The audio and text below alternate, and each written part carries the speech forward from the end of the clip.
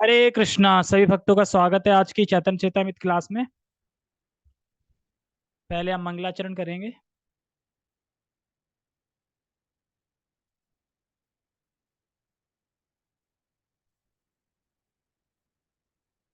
कोई बताता भी नहीं है कि आवाज ठीक आ रही है कि नहीं आ रही है, पता नहीं सुनते हैं कि नहीं सुन रहे हैं।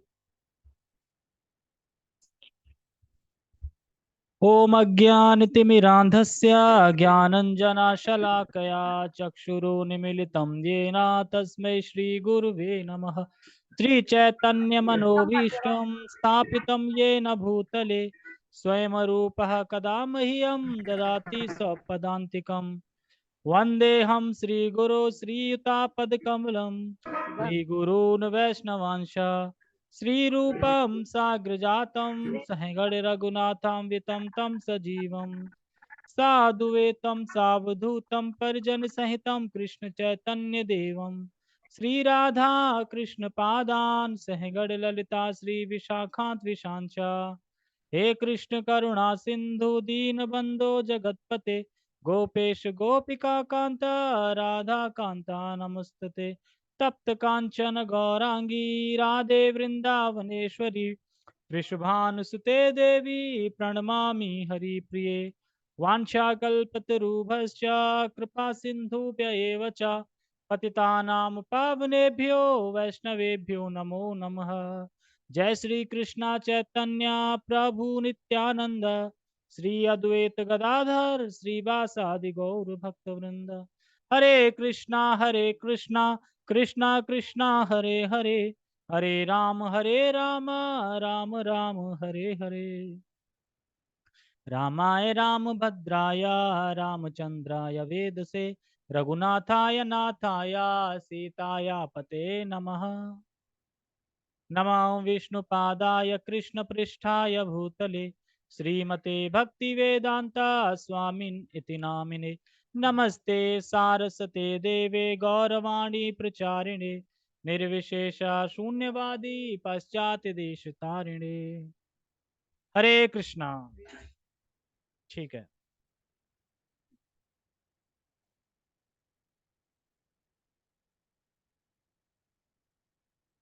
हेमलता क्या हुआ? हेमलता आज जूम पे आ रही, घर पे नहीं है क्या?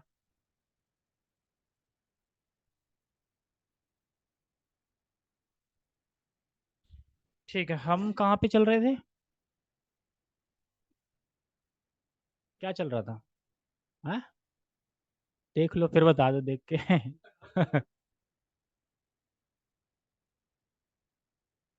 ये आज संडे क्लास है ना। तो देखो, हमें ये समझना चाहिए कि हम बात कर रहे थे चैतन्य चेतामित में कि जो चैतन्य निमाई थे जो, तो बाल लीलाओं का वर्णन हो रहा है। और उन्होंने जो जगन्नाथ मिश्र थे और सची माता थी, उन्होंने अपने आंगन में चिन्ह देखे, पैर के चिन्ह निशान, जो निशान बताए गए थे। तो उन्होंने सोचे किसके हैं निशान, किसके हो सकते हैं। तो कह रहे हो सकता है कि हमारे शालिग्राम जो है हमारे पास, उसके संग जो हमारे विग्रह हैं, वो लगता है खेलते हैं रात को, रात को खेलते हैं। तो हो सकता है उन्हीं के चिन्ह होंगे। लेकिन जब फिर देखती हैं कि चैतन्य निमाई जब रोने लगते हैं और शची माता दूध पिलाने के लिए जब उठती हैं, तो चरणों को देखती हैं तो वही निशान चरणों पे थे और वही निशान उनके आंगन में थे। तो वो समझ जाते हैं कि ये तो अपने पुत्र के ही निशान हैं। और फिर गुप्त रूप से अ, नाना को बुलाते हैं। क्या नाम था उनका? हाँ, नहीं विशंबर नहीं था। नाना का नाम क्या था जिसको गुप्त गुप्त रूप से बुलाए थे? हाँ, उनके उनके ससुर का नाम, उनके क्या? हाँ हाँ, नीलांबर चक्रवर्ती। हाँ, यस, आ गया इसमें। हाँ, विशंबर तो बड़े भाई का। विशंबर तो नाम चैतन्य महाप्रभु का ही रखा गया था, उनका विश्व रूप था। हाँ, तो बताया ना विशंबर क्यों रखा गया था। तो फिर वो गुप्त रूप से बुलाते हैं, तो वो कहते हैं कि मैंने तो पहले ही नक्षत्र वगैरह देख लिए थे, मैंने तो पहले कुंडली दिखा बता दी थी कि ये स्पेशल है, कुछ खास है। तो फिर उसका वो नाम संस्करण करते हैं। और नाम संस्करण, नाम जो करने के बाद, नामकरण करने के बाद, तो नाम तो वैसे निमाई है लेकिन निमाई रखते हैं। तो कहते हैं कि बहुत अच्छा दिन है, मतलब शुभ दिन है। शुभ दिन क्यों था? क्योंकि चरण चिन्ह दिखाए थे, तो शुभ दिन था। हाँ, नीचे होते इसलिए निमाई नाम रखा था वो, उसकी माँ ने, उनकी माँ ने रखा था। तो ये सब चल रहा था, ठीक है। अब हम आगे बढ़ते हैं कि और क्या क्या बाल लीला करी। तो पहली बाल लीला क्या थी? चरण चिन्ह दिखाए अपने पैरों में। तो एक्चुअली ये कहने में लग रही है कि बाल लीलाएं हैं, लेकिन क्या ये बाल लीलाएं हैं? तो कौन बालक अपने चरणों पे चिन्ह दिखाता है ऐसे? अभी जो आगे भी आएंगी बाल लीलाएं, क्या वो कोई बालक कर लेगा? नहीं। लेकिन बाल लीलाएं बोल रहे हैं, लेकिन बाल लीलाएं हैं नहीं, हैं भगवान की लीलाएं। तुम कौन से श्लोक पे थे वैसे? अब ठीक है, यहीं से पढ़ते हैं, कोई भी श्लोक हो, ठीक है। जय जय श्री चैतन्य, जय नित्यानंद, जय द्वैत चंद्र, जय गौर भक्त वृंदा। जय जय श्री चैतन्य, जय नित्यानंद, जय द्वैत चंद्र, जय गौर भक्त वृंदा। महोत्सव कर सब बुलाह ब्राह्मण, आज दिन भाल करिबे नामकरण। तो इजी है। मैं नामकरण संस्कार करना चाहता हूँ, हम उत्सव मनाएं और ब्राह्मणों को बुलाएं, क्योंकि आज का दिन अत्यंत शुभ है। तो इससे हमें सीखना चाहिए कि जब भी हम कोई उत्सव मनाते हैं तो ब्राह्मणों को जरूर बुलाना चाहिए। अब ब्राह्मण नहीं है, लेकिन प्रयास करना चाहिए कि बोले, अब आए तो ठीक है, नहीं आए तो कोई बात नहीं, लेकिन बुलाना चाहिए। अगर कोई उत्सव कर रहे हैं, उत्सव मतलब कोई भी प्रोग्राम होता है। ब्राह्मण का मतलब ब्राह्मण ही होता है ना, और क्या होता है?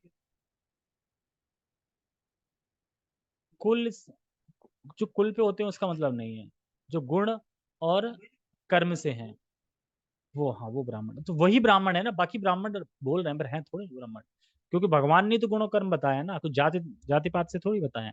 जरूर नहीं कि डॉक्टर का बेटा डॉक्टर ही होगा, जो गुण कर्म है, डॉक्टर का बेटा चोर भी हो सकता है, ठीक है।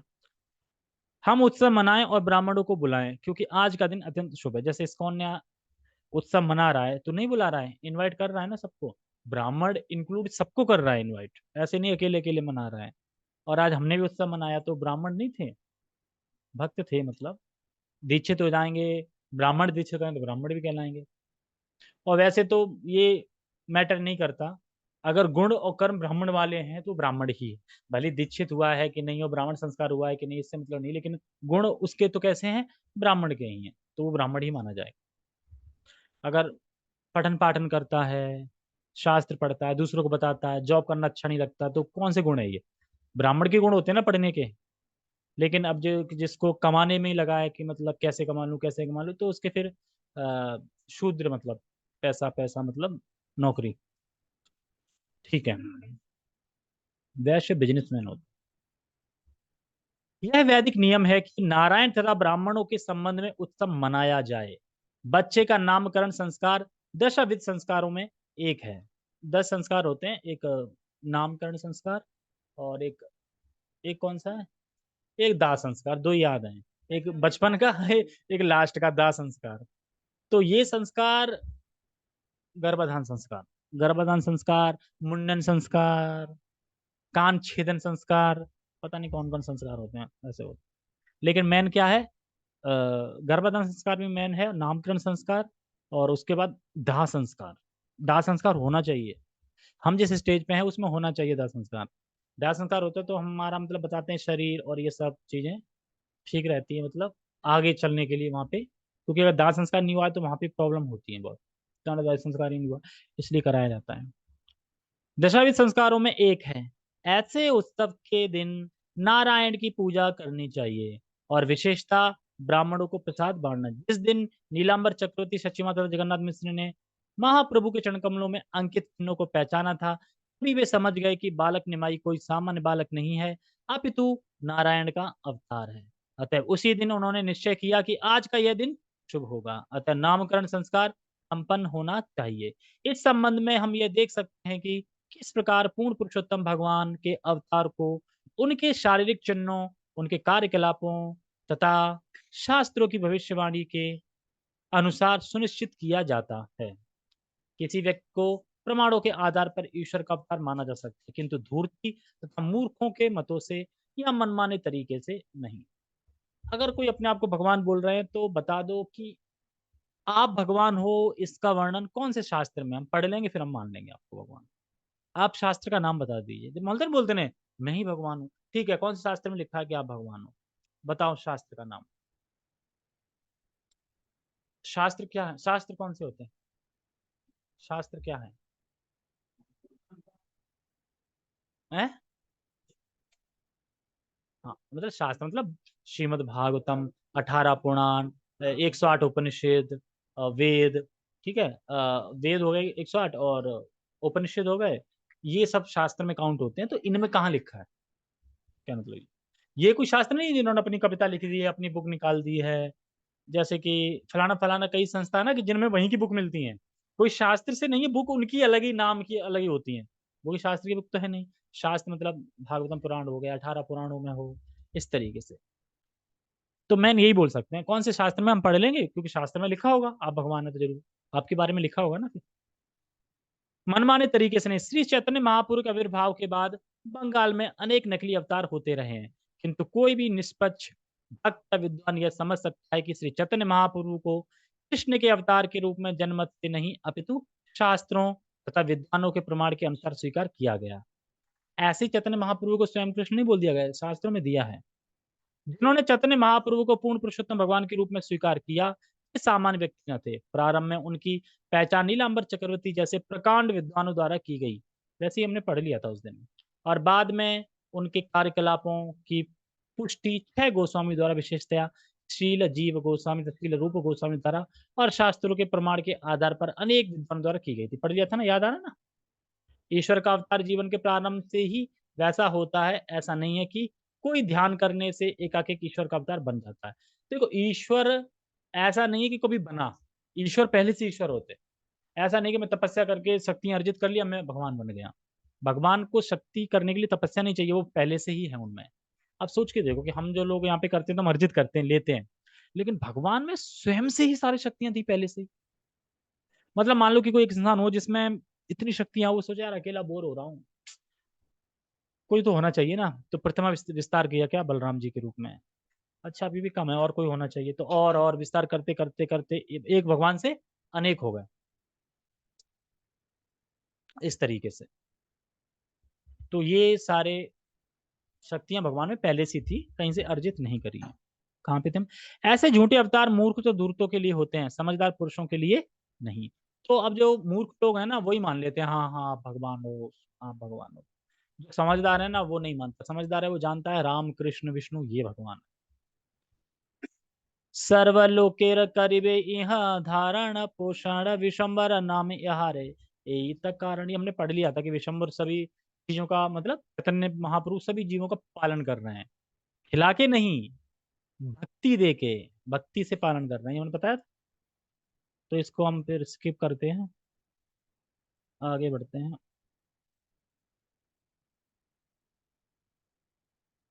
ये भी पढ़ लिया था क्या?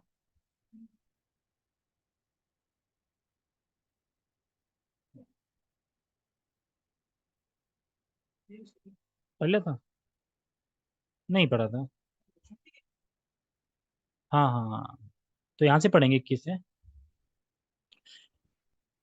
अब एक दिने प्रभु जानू तन क्रमण, नाना चमत्कार तथा कराइल दर्शन।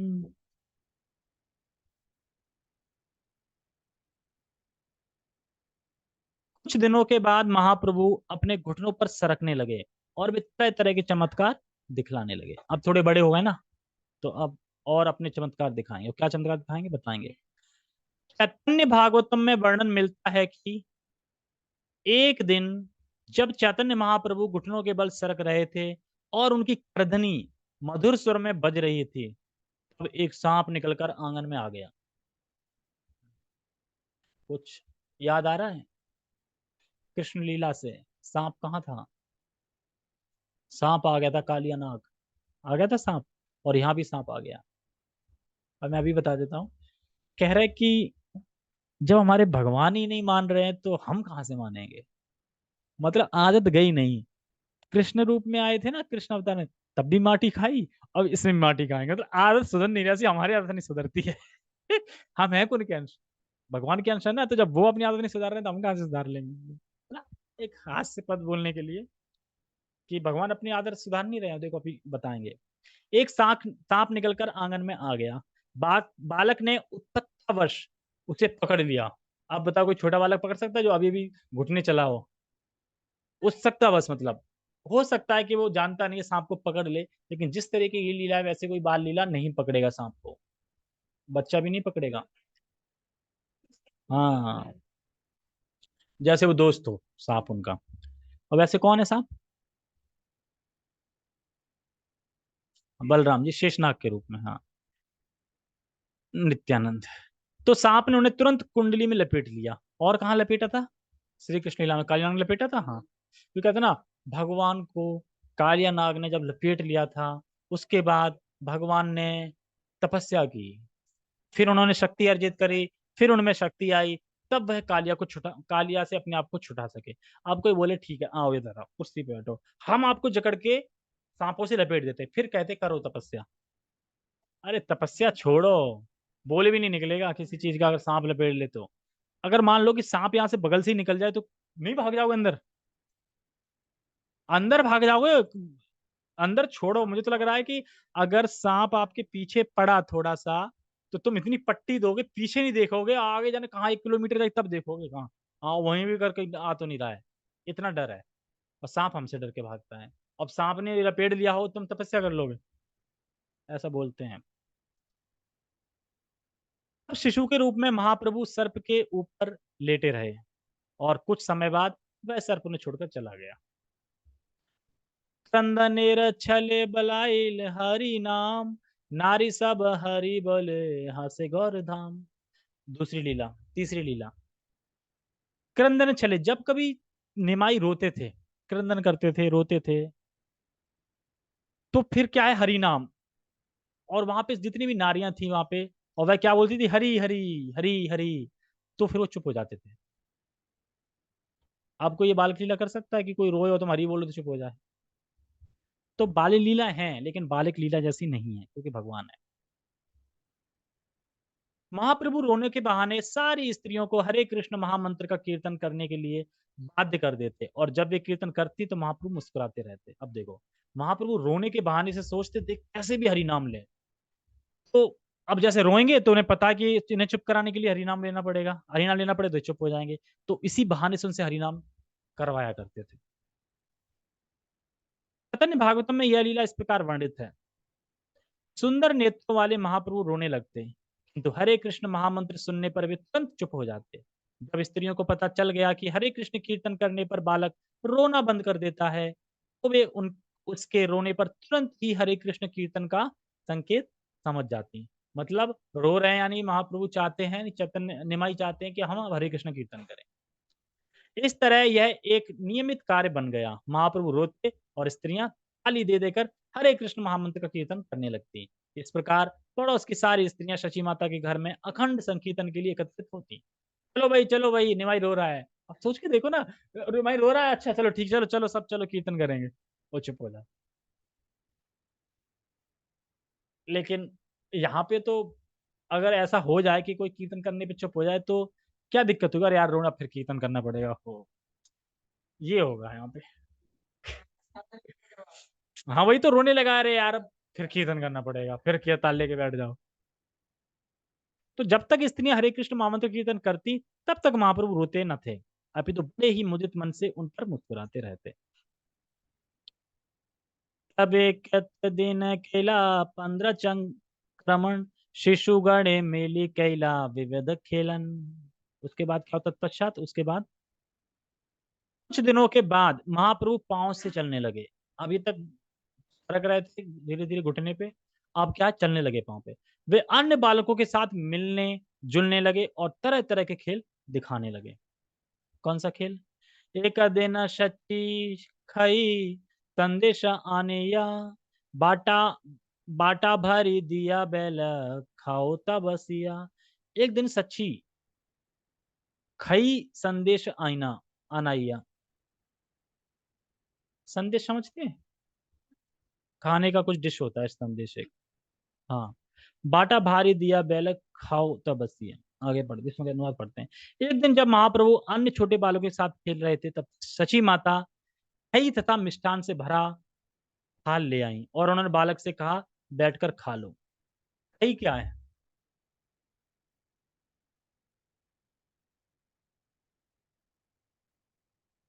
कुछ यार, खाई क्या है? खीर। एक दिन जब महाप्रभु अन्य छोटे बालकों के साथ खेल रहे थे, शची माता खई तथा मिष्ठान से भरा थाल ले आई और उन्होंने बालक से कहा, बैठकर खा लो।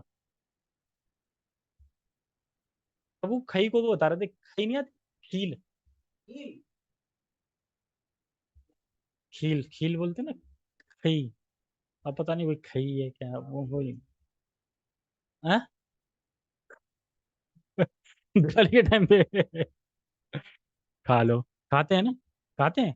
हाँ तो फिर वही है। एतबली गेला शची ग्रह कर्म करते, लुकिया लगीला शिशु मृतिका खाईते। अब एत बलि गेला शची ग्रह कर्म, तो ये बोल के फिर शची माता अपने कार्यों में करने के लिए चले गए, लेकिन छुपके से लुकिया लगीला शिशु मृतिका खाईते, मतलब मिट्टी खाने लगे छुपके से। किसने खाई थी चुपके मिट्टी? और यहाँ पे खा रहे हैं। आप समझ में आ गए कि आदत नहीं जाएगी, आदत वही रहेगी। तो वही आदत है खाने की। अब इसीलिए तुम देखा छोटे बालक मिट्टी खाते हैं। कृष्ण ने खाई थी ना छोटे में, ये भी खा रहे हैं छोटे में। और यहाँ पे बचपन में लोग नहीं खाते। अब कोई सिखाने आता कि तुम मिट्टी खाओ, छोटे बालक जिन्हें पता ही नहीं, कुछ बोल नहीं पाते, उठाएंगे खाने लगेंगे। तो यहीं से आ रहा है। आप देखो यहाँ पे निमाई इतने छोटे फिलोसफी देंगे, मायावाद फिलोसफी। सब कुछ तो एक ही है, सब ब्रह्म है, सब तो एक ही है। मिट्टी खाओ या खई खाओ, क्या फर्क पड़ रहा है? एक ही चीज, तो दूसरा बेकार है मिट्टी का। पृथ्वी जल अग्नि वायु, विकार ही तो है उसका। पृथ्वी जल अग्नि वायु उसी से तो बनी है कोई चीज, तो विकार ही तो है इसका। तो अब बताइए भी बताएंगे, ठीक है पढ़ते हैं। तो जब शची माता वापस जाकर गृह कार्यों में लग गई, तो बालक अपनी माता से छिपकर मिट्टी खाने लगा। देखी शची आया इला, करी हाय हाय, माटी काढ़ी लैया कहे, माटी के न खाए। यह देखकर शची माता हड़बड़ी में, यह क्या है, यह क्या है, चिल्लाती हुई लौट आई। उन्होंने महाप्रभु के हाथों से मिट्टी छीन ली और पूछा, इसे क्यों खा रहे हो? अभी फोटो देखो कितनी सुंदर है। कैसे बनाई है पेंटिंग ने ना, पेंटिंग का। अब इस फोटो को देख के क्या लग रहा है? हाँ निमाई इस तरीके से खा रहे हैं। तो फोटो इसीलिए डाले जाते हैं, फोटो से काफी चीजें क्लियर हो जाती हैं देख के, है ना। अच्छा, इस तरीके से शची माता है और इस तरीके से निमाई बैठे हैं, इस तरीके से माटी खा रहे हैं। अब जिनके बच्चे माटी खाते हैं तो वो तो अब तो अच्छा बात है खाने, तो अब तो भगवान ने खाई है, क्या दिक्कत? नहीं फिर माता जी तो रोक ही रही है ना भगवान खाने से। कंदिया बले ना शिशु कहने करे रोशा, तुम्हें माटे खाइते देला मोरे के बादोशे। ये भी फिलोसफी दे रहे हैं, मतलब मायावाद की। रोते हुए बालक ने अपनी माता से पूछा, आप नाराज क्यों होती हैं? आपने मिट्टी तो खाने के लिए मुझे दी है, इसमें मेरा क्या दोष है? आपने जो खाने के लिए वो भी मिट्टी है, और ये जो खा रहा हूँ वो भी मिट्टी है, दोष क्या है उसमें? एक ही तो है। कई संदेश अन्न यते माटिर विकार, एहो माटी सेह माटी के भेद विचार। क्या ना, ये भी माटी वो मिटा है, क्या भेद है? वो विकार है उसका। कई संदेश यानी मिठाई तथा अन्य सारे खाद्य पदार्थ मिट्टी के ही रूपांतर यानी विकार हैं। और मुझे समझ में आ रहा है कि खाने के पदार्थ मिट्टी के विकार कैसे हैं।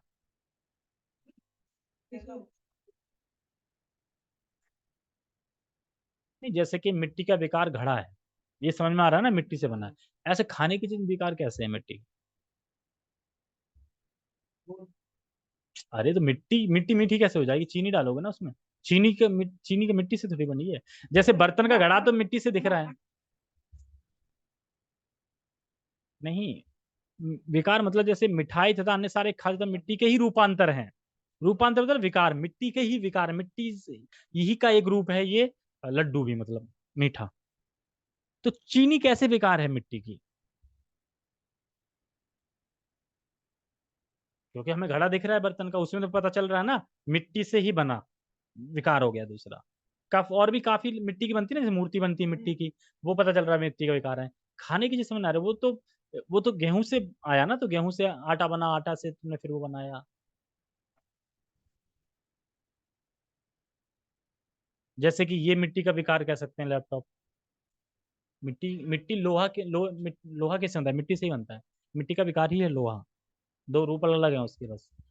तो लोहे लोहे प्लास्टिक प्लास्टिक इन सब चीजों से बनता है ये। तो सब मिट्टी के ही हैं। पढ़ते हैं इसमें शायद आंसर मिल जाए। नहीं वैसे तो मिट्टी के ही विकार हैं, लेकिन हमें समझ में नहीं आ रहा कि कैसे हैं। यह भी मिट्टी है और वह भी मिट्टी है, कृपया इस पर विचार करें, इसमें इनमें अंतर क्या है? माटी देह माटी भक्षा, देखा है बेचारी, अविचारे देह दोष केवल तारी। क्या शरीर मिट्टी का विकार है? हाँ ये तो है कि शरीर तो मिट्टी का विकार है। जब जलता है तो क्या बचता है? मिट्टी हो जाती है ना सब। धूल भी मिट्टी का ही विकार है, वो रेख, रेख मिट्टी का ही विकार है। तो यानी मिट्टी का ही विकार था तो मिट्टी बन गया शरीर। क्या शरीर मिट्टी का विकार है और खाने की वस्तुएं बच्चे भी मिट्टी का विकार है? कृपया इस पर विचार करें। आप बिना विचार के मुझे दोष दे रही हैं, मैं क्या कह सकता हूँ? खाद्य वस्तु मिट्टी का विकार है। यह मायावाद दर्शन की व्याख्या है, समझ गए, जिसमें सारी वस्तुओं को एक सा माना जाता है। आध्यात्मिक जीवन में खाना सोना मैथुन तथा अपनी रक्षा करना जैसी शरीर की आवश्यकताएं हैं, अनावश्यक होती हैं। जब मनुष्य आध्यात्मिक धरातल पर पहुंच जाता है तो शारीरिक आवश्यकताएं नहीं रह जाती और शारीरिक आवश्यकताओं से संबंधित कार्यों में आध्यात्मिक विचार की आवश्यकता नहीं रह जाती। दूसरे शब्दों में, जितने ही अधिक हम खाने सोने मैथुन से अपनी रक्षा करने में लगते हैं, उतने ही अधिक हम भौतिक कार्यकलापों में लिप्त होते हैं। यानी अगर हम आध्यात्मिक चीज में बढ़ रहे हैं तो भौतिक चीजों में इतना वो नहीं रहता, और अगर हम भौतिक चीज में बढ़ रहे हैं तो फिर आध्यात्मिक चीज में इतनी कोई हमें इंटरेस्ट नहीं रहता ज्यादा। दुर्भाग्यवश मायावादी दार्शनिक भक्ति कार्यों को शारीरिक कार्य मानते हैं। वे भगवद गीता 14:26 की व्याख्या, निम्नलिखित व्याख्या को नहीं समझ पाते। क्या है व्याख्या? माम तयो विचारेण भक्ति योगेन सेवते सगुणान समतीते तान ब्रह्म भूयाय कल्पते। ये पढ़ा था भगवद गीता में 14:26। जो निस्वार्थ भाव से भक्ति में सेवा में लगता है और भगवान की तुष्टि के लिए ऐसी सेवा करता है, तुरंत ही आध्यात्म पद को प्राप्त होता है और उसके सारे कार्य आध्यात्मिक होते हैं। ब्रह्म भूयाय यानी आध्यात्मिक कार्यों का सूचक है। जैसे इस श्लोक में उन्होंने पढ़ा था, अव्यभिचारेण, एक होता है व्यभिचार। व्यभिचार मतलब कि अभिचार मतलब कि अपने पति के प्रति पवित्र रहना, और इस तरीके से। और व्यभिचार होता है मतलब कैसा भी आचरण उसका, वो व्यभिचारण होता है। तो हमें इस तरीके से रहना है, अव्यभिचारिण भक्ति। यद्यपि मायावादी दार्शनिक ब्रह्म तेज में समा जाने के लिए अत्यंत उत्सुक रहते हैं। जैसे कि एग्जाम्पल आता है, एक पतंगा होता है, वो बल्ब की रोशनी देख के या दीवा की रोशनी देख के उसमें समा जाने को मन करता है कि बस घुस जाऊं, बहुत अच्छी चीज है। और घुसता है तो क्या होता है? जल जाता है। तो ये लोग मायावाद वाले आकर्षित होते हैं ब्रह्म तेज की तरफ कि हम बस ब्रह्म तेज में लीन हो जाएं बस, और वहां से जाके फिर टपकते हैं बाद में। किंतु वे कोई ब्रह्म कार्य नहीं करते। वे कुछ हद तक ब्रह्म कार्यों की संतुष्टि करते हैं, जिससे उनका अभिप्राय वेदांत और सांख्य दर्शनों का ही रहता है, किंतु उनकी व्याख्या शुष्क मनोकल्पना ही होती है। विविध प्रकार के आध्यात्मिक कार्यों के अभाव में एकमात्र वेदांत या सांख्य दर्शन का अध्ययन करके बहुत दिनों तक वे उस पद पर बने नहीं रह सकते। जीवन नाना प्रकार के आनंद के लिए है। जीव स्वभाव से ही आनंद भोगने का इच्छुक होता है। जैसा कि वेदांत सूत्र में कहा गया है, आनंदम भयो अभ्यासः। भक्तिमय सेवा में सभी कार्य विविधता एवं आनंद से पूर्ण होते हैं। जैसा कि भगवद गीता 9.2 में कहा गया है, सारे भक्ति कार्यों को करना आसान है, सुसुखम सुकरतम, है ना, आया था ना। भक्ति कार्य संपन्न कर सकते हैं, लेकिन लेकिन निराकारवादी होते हैं, मायावादी होते हैं, उन्हें बड़ा कठिनता है। और वे शाश्वत तथा आध्यात्मिक हैं, अव्यम, क्योंकि मायावादी दार्शनिक इसे नहीं समझ पाते। अतः वे भक्त के सारे कार्यों को श्रवण कीर्तन विष्णु स्मरण पाद सेवन भौतिक एवं माया मानते हैं। वे इस ब्रह्मांड में कृष्ण के कृष्ण के आविर्भाव एवं उनके कार्यकलापों को भी माया मानते हैं, क्योंकि वे हर वस्तु को माया मानते हैं, इसलिए वे मायावादी कहलाते हैं। माया मानते मतलब कि हर चीज माया है, माया है, फंसाने वाली है, बस सब एक भगवान, बस उसी में लीन होना, इस तरीके। लेकिन भक्त क्या करता है? सभी चीजों को भगवान की सेवा में लगाता है, इस तरीके से। माया है लेकिन सत्य भी है ना। वो कहते हैं कि ये सब झूठ है, माया है सब, बस ये कुछ नहीं है, भागो बस यहाँ से, ऐसे तरीके से। आध्यात्मिक गुरु के निर्देशानुसार भगवान की तुष्टि के लिए किया गया कोई भी कार्य आध्यात्मिक होता है। कोई भी कार्य हम करते हैं आपके इस माया जगत में, तो ऐसा माया नहीं है, भगवान के लिए कर रहे हैं तो आध्यात्मिक कार्य होता है। तो ऐसे व्यक्ति के लिए जो गुरु के आदेशों की अवज्ञा करें और मन माना कार्य करते हुए अपने कार्य को आध्यात्म माने, यही माया है। क्या माया है? गुरु की अवज्ञा करें और मन माना कार्य करते हुए अपने कार्य को आध्यात्म माने, मतलब कुछ भी कर रहे हैं और सोचिए तो आध्यात्मिक कार्य है, भगवान के लिए कर रहा हूं, तो यही माया है। मतलब कि जो नहीं है वही माया है। हम शरीर है नहीं, तो हम शरीर मानना मतलब यही माया है। मनुष्य को गुरु की कृपा के माध्यम से पूर्ण पुरुषोत्तम भगवान की कृपा प्राप्त करनी चाहिए। अतः मनुष्य को सर्वप्रथम गुरु को प्रसन्न करना चाहिए। तो सबसे पहले हमें गुरु को प्रसन्न करना है। गुरु को प्रसन्न कर देंगे तो भगवान ही प्रसन्न हो जाएंगे। और गुरु को प्रसन्न कैसे करेंगे? गुरु की इंस्ट्रक्शन को फॉलो करके। और यदि वे प्रसन्न हो जाते हैं तो यह समझना चाहिए कि पूर्ण पुरुषोत्तम भगवान भी प्रसन्न हो गए। किंतु यदि गुरु हमारे कार्यों से प्रसन्न होते हैं तो वे आध्यात्मिक नहीं है। विश्वनाथ चक्रवर्ती ठाकुर इसी की पुष्टि करते हैं। यस्या प्रसादा भगवत प्रसाद, है ना। यस्या प्रसादा न गति कुतोपि ध्यानस्तु वंशस्य यशस्ति संदेह वंदे गुरु श्री चरणारविंदम। ऐसे कार्यों को जिनसे गुरु प्रसन्न होते हैं आध्यात्म मानना चाहिए, और उन्हीं से भगवान को प्रसन्न हुआ मानना चाहिए। तो हम कभी सोचते हैं यार भगवान प्रसन्न, गुरु जो बता रहे हैं हम वो करते रहेंगे, गुरु प्रसन्न हो गए तो समझो भगवान प्रसन्न। ऐसा अलग से नहीं कि हम अलग से भगवान को प्रसन्न करेंगे कहीं से। चैतन्य महाप्रभु ने परम गुरु के रूप में अपनी माता को मायावाद दर्शन का उपदेश दिया। शरीर मिट्टी है और खाद्य पदार्थ भी मिट्टी है। इस कथन से उनका अभिप्राय यही था कि हर वस्तु माया है। यही मायावाद दर्शन है। मायावादियों का दर्शन दोषपूर्ण है, क्योंकि इनकी मान्यता है कि वे जो कुछ भी मूर्खतापूर्ण बात कहते हैं, इसके उसके अतिरिक्त हर वस्तु माया है। हर वस्तु को माया समझकर मायावादी दार्शनिक भक्ति का अवसर खो देता है, और इसलिए उसका जीवन विनष्ट हो जाता है। इसलिए चैतन्य महाप्रभु ने सलाह दी है, मायावादी भाष्य सुनिल होय सर्वनाश। जो मायावादी दर्शन को स्वीकार करता है उसकी उन्नति सदा के लिए रुक जाती है। देखो अब ये तो मायावादी फिलोसफी बता दी निमाई ने, इसीलिए बनाई था हम समझ सके। अब सची माता बताएंगे राइट, ऐसा नहीं है। मायावाद की खंडन करेंगे वो, तो वो हम सुनेंगे कल। कल नहीं, सॉरी, नेक्स्ट संडे, ठीक है। हरे कृष्णा। जगत गुरु शीला प्रभुपाद की जय। श्री श्री चैतन्य चैतामृत की जय। चैतन्य महाप्रभु की जय। तय तय गौर प्रेमानंदे। हरे कृष्णा।